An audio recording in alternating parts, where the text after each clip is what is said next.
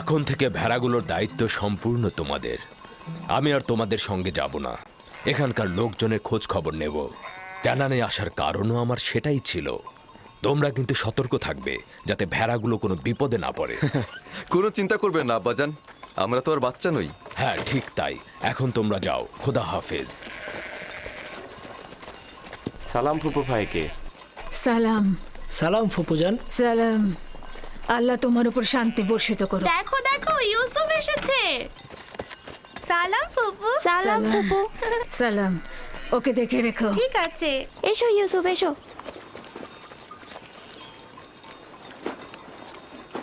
সালাম খোদার নবী।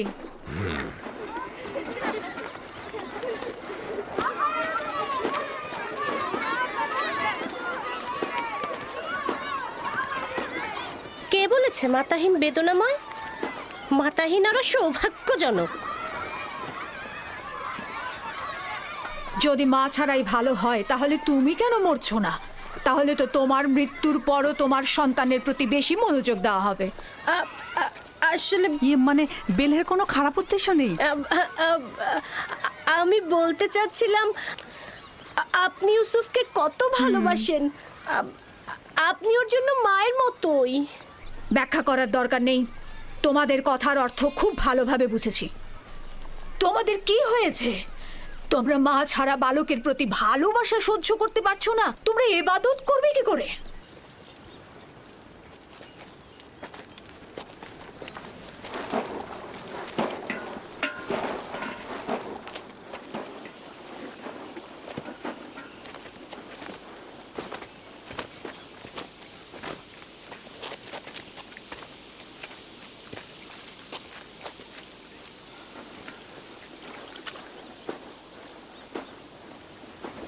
বোন, তোমাকে আরো সতর্ক হতে হবে। ইউসুফের প্রতি তোমার অতিরিক্ত ভালোবাসা, ভালো খাবার দেয়া, পোশাক পরিচ্ছদে তাকে পরিপাটি করে সাজিয়ে তোলা অন্যদের ঈর্ষান্বিত করবে। সন্দেহ নেই যে ইউসুফের প্রতি লিয়ার চাইতে তোমার ভালোবাসা বেশি। কিন্তু দুঃখের কথা হচ্ছে এই যে এর কারণে ইউসুফ আর তার ভাইদের মধ্যে মতপার্থক্য তৈরি হচ্ছে। বেলহে আর জোলফা তোমার সন্তানদের মধ্যে ঈর্ষা সৃষ্টি করছে। এর মধ্যে লিয়াকে এনো না।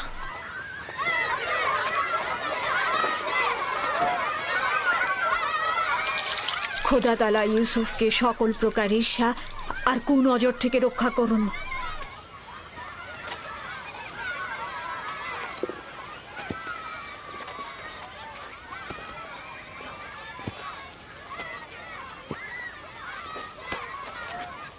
ইউসুফ তাড়াতাড়ি করে ওকে ধরো।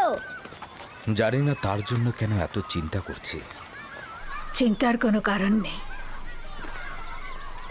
অনুমতি দিলে ওকে এখন নিয়ে যেতে চাই। ও ক্ষুধার্ত। ইউসুফ, জি এদিকে এসো।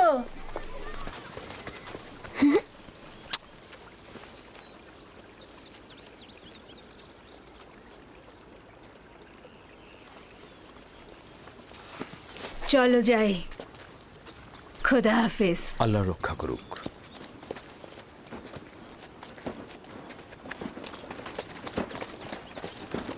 আম্মাজান, আম্মাজান, ইউসুফের পোশাক অনেক সুন্দর। ভাইকে ফুপু তার জন্য সেলাই করেছে। আমাদেরও ওরকম পোশাক চাই। আমার ধারণা আব্বাজান আজকে অন্য কোনো কারণে আসেননি। আচ্ছা, কারণটা কি হতে পারে? ইউসুফ, সে ইউসুফের সঙ্গে সময় কাটাবে। না না, এটা কখনোই হবে না। হ্যাঁ, সে পয়গম্বর, সে অবশ্যই মানুষের মাঝে থাকবে, তাদের কার্যাবলী সম্পন্ন করতে সাহায্য করবে। ইউসুফের পোশাক দেখেছো?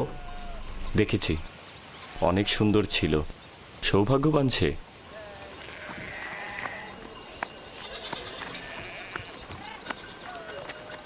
লাবি, ইয়াহুদা, চলে এসো। আসছি।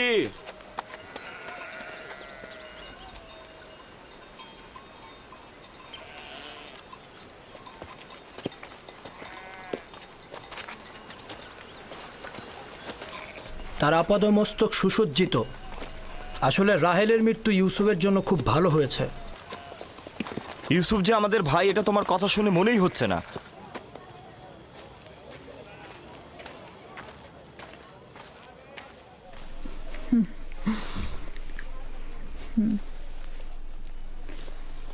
এটা পরে নাও।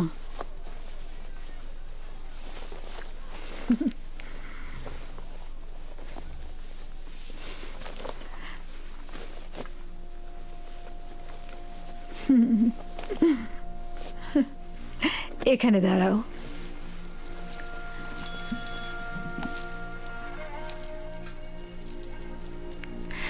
দেখো কি এনেছি। এই কোমর বন্ধনীটি তোমার দাদা জান ইসাক নবীর। তার অনেক আশা ছিল যে নবুয়ত প্রাপ্তি হবে সেই এই কোমর বন্ধনীটি ব্যবহার করবে। আমি তোমাকে এটা পরিয়ে দিচ্ছি। কোমর বন্ধনীটা আমার খুব পছন্দ হয়েছে। হজরত ইব্রাহিমের পোশাক আর এই কোমর বন্ধনটি আমার কাছে সংরক্ষিত ছিল। পোশাকটি আমি আমার ভাইকে দিয়েছি আর কোমর বন্ধনীটা তোমার। সাবধান, হারিও না কিন্তু। আমার ভয় করছে, কেউ কেউ এটা দেখে অসন্তুষ্ট হতে পারে। কে কে হতে পারে? যেমন আমার ভাইজানেরা। একদম চিন্তা করো না, তাড়াতাড়ি করো। আমরা তোমার আব্বাজানের মাহফিলে যাব, আর দেরি করা ঠিক হবে না। চলো যাই।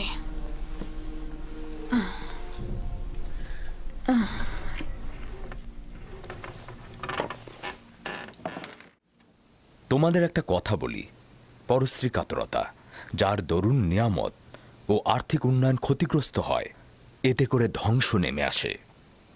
পরশ্রী কাতরতা হচ্ছে অন্যের থাকাটাকে সহ্য না করা। পরশ্রী কাতরতা হচ্ছে নিজের সুখ ও সৌভাগ্যের বদলে অপরের অভাব ও অনটনকে নিজের দিকে নিয়ে আসা। তাহলে তোমরা কি এখন বলতে পারবে কে পরশ্রী কাতর?